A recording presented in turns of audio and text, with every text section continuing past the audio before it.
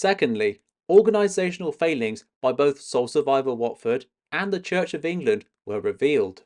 Regarding the former, the review describes there being a wholesale failure to inculcate both a culture where there could be open and honest raising of concerns, and also where there was no fear that raising concerns could cause detriment.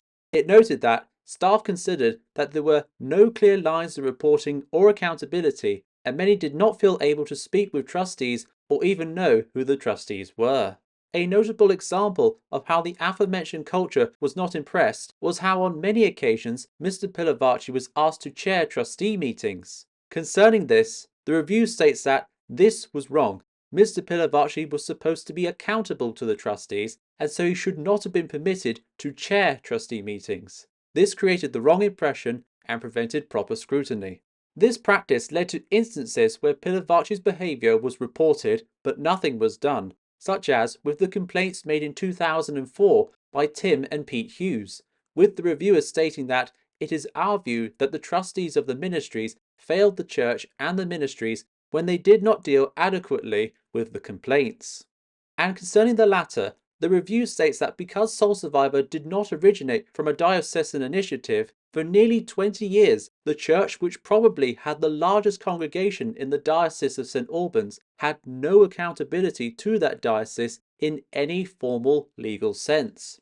This meant, it continues, it did not have access to any formal oversight, nor did it have access to the human resources and, most importantly, safeguarding advice which would have been in place. The review further highlights that even when the church became a bishop's mission order, which therefore meant it was required to follow the House of Bishops safeguarding advice, measures set out in the BMO Code of Practice did not seem to have been followed in Soul Survivor's case. It also draws attention to Mike Pilavachi's ordination in 2012 and the confirmation from the diocese that Mike Pilavachi did not undertake all the relevant training and oversight that usually accompanies the ordination process. The reviewers highlight that this meant Pilavachi did not undergo a bishop's advisory panel, in which prospective ordinands have to have references from the incumbent of the church where they worship, lay people, and employers.